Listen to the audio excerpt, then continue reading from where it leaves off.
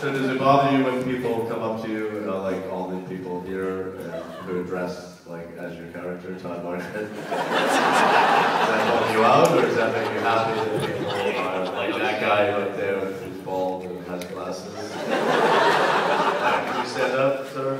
That guy who's dressed, yes. There's a number of you. Except for what you were the only person who stand up. There's a ton of those people here that are like clearly in one row, 2 rows ahead of you, that because you looked around, you went, and then another guy stood up. But it's not a bad look, guys. Am I right? I mean, God made us this way. I can't, you know. There are, yeah, but there's a ton of people here who dress. They're not dressed as Todd Martin. They're just dressed as. Look out! You see, there's a guy with a driver's British cap. That guy. You see, stand up, sir. It's a Todd Margaret look-alike. That's not Todd Margaret look-alike. That's just an unfortunate. It's a Todd Margaret. It's not a Todd Margaret hat. He could be from South Boston in the '60s. You don't know that. So, what can we expect from Roger this season? There is no Roger. What about Gerard? What are we going to do? The entire show available to you. What about Mrs. Krabs? Questions to ask. What's Roger? What about Colonel Shredwick? If you're going to make a character up, why would you make him a colonel? That's so specific. It's in Britain. Because of the mustard guy? That's from the board game Clue. It's British, right? It's not British. It's not necessarily British. It is. All we They don't assign you an It's accent. like Sherlock Holmes. That's why. It's like Sherlock, that's why. It's British. Did I finish, or do you want me to not go on? There are a lot of questions that... Do you think they're going to air the show? Do you think they're going to actually air it? As far as I know, there's no scheduled date to air. No, because as far as I know, it's coming in January. Yeah, but not exactly, not a date. Let's say, you won't say January 12th. It will air in January. I have a few more questions. You're disappointing as a friend. I mean, we started this, I would say You are disappointing as a friend. yeah, I know. I'm disappointing myself for being disappointed yet again and keeping you as a friend. What was your favorite Scream one? Scream 1? Scream 2? Scream 3? Or Scream 4? You were in Scream 2. Is that your favorite? You were in it? This was not a fact if I in the ass. I was not in any of the screen movies. Yes, you were. No, I wasn't. He's seriously. You were in Scream 2, I think. You were the guy in the I'm wheelchair. not joking. That was not a screen movie. You were the guy in the wheelchair. Like I was the guy once in a wheelchair Yes. in a movie, but it was not Scream. That movie was pretty scary. That's a scary movie. Yeah, thank you. What was your favorite scary movie? Scary Movie 1? Scary Movie 2? Scary Movie 3? Or Scary Movie 4? You know, I guess, I mean, to be perfectly honest, I guess, You were not in Scream. I forgot. I'm sorry. Scream, probably the second Scream. And I still first know one was what better you than did the last second summer. one. I still know what you did last summer. Maybe the greatest, most unimaginative title for a film ever. I know what you did last summer. Let's name the sequel. I still know what you did. Is there a I third didn't one? get knocked unconscious, and yeah, the third one was called I Still Know What You Did Last Summer. What is that? Yeah. Yeah, do it. All right, let's get to the fun part. So let's take some questions from somebody call? From just the front row first. No, whatever. Whatever you want. This is, I'm sorry.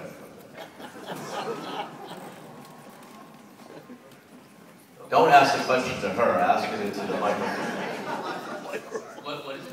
Are they screening? What do you screen questions? Oh, don't screen the questions, it's fine. I'm just going to ask Dave, how hard is it to direct, write, and produce, and I'm assuming also film, and do all of the parts in the show, also with yourself? How hard has it been to do the show? He's trying to show me up by asking him really. Sorry, John. You were here on time. Fine, you made your point. The toughest part about doing all those things simultaneously is actually holding the camera and then kind of giving it, like, holding it up and then running in front of the camera before it falls and trying to get the scene done before it lands on the ground, and just constantly doing that. So after series 1, we decided to get an actual cameraman to film it, which proved invaluable. And I didn't direct it. We had a different director for series 1 and series 2. They're both great.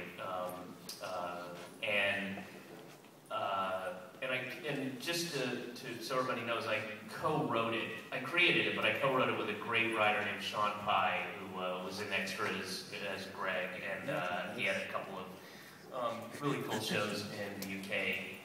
And then series 2 was written by Sean Pye and Mark Chappell, and myself, another writer, came on.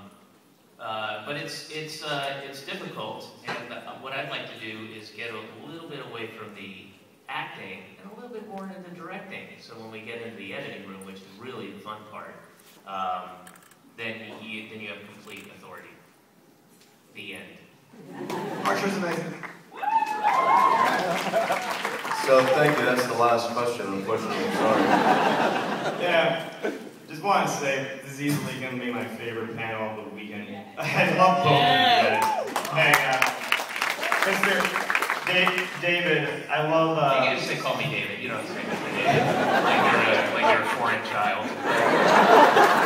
Oh, come on, he's drunk. Let him. Yeah, drunk off excitement. A lot of attitude. David, I love all your shows, from Mr. Show to Arrested Development, and I love your short. Yeah, I particularly love your short film Baby Pranks. Oh, okay, thank you. But David, I just wanted to ask, just because your frequent collaborator Bob Odenkirk has a recurrent role in Breaking Bad, have you ever been asked to appear on the show, or have you ever considered appearing on the show? I haven't been asked. I've made numerous demands. That was me. I did a 100-day sit-in on the billboard on La Brea for The Room. I don't know if you've seen that. I've seen it like 6 times. You've seen the film, but not the billboard. Yeah, I've seen the film. I haven't seen the billboard. You should see the billboard. Billboard. At least 6 times. You should see it at least 6 times. Because that 6th time, you catch other stuff that you didn't catch the first 5 times on the billboard. Billboard is as blurry as the film. Yes. Well, better get on it because it's ended next season. All right. Well, thank you very much. All right. Monopolize all the mic time. Okay. All you have to do is ask. You just have to ask them and you get on. That's how Hollywood works. Yeah. Hey guys, David Cross. Good news. Free to do the show next Thursday. Hi, this question is for David Cross. Been following your acting career I'm sorry, what? Cover your ears, John. Oh, I cannot hear the question. I'm glad to hear the question. I'll leave the stage.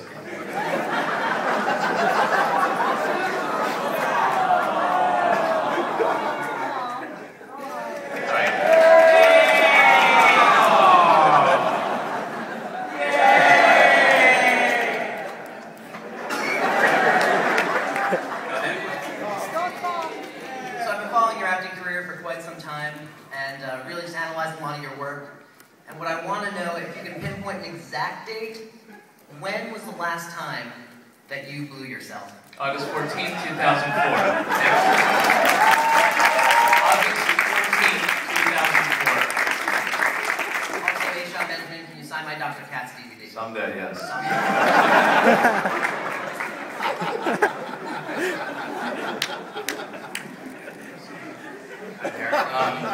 I was just wondering why you decided to frame the show that way 14 days back. A real question. Like a half hour in. All right.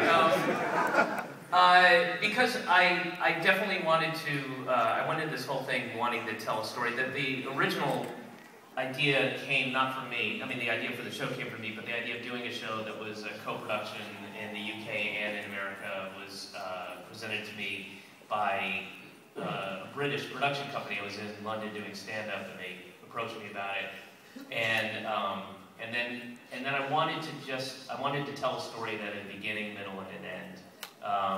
Which the more of the things that I write in the last couple of years have tended towards that, not just this open-ended stuff. And John and I actually had a show that we wrote and produced for Adult Swim that they didn't take, that also had the same thing, which had a beginning, middle, and end that you didn't know necessarily going in the beginning of it, but this way.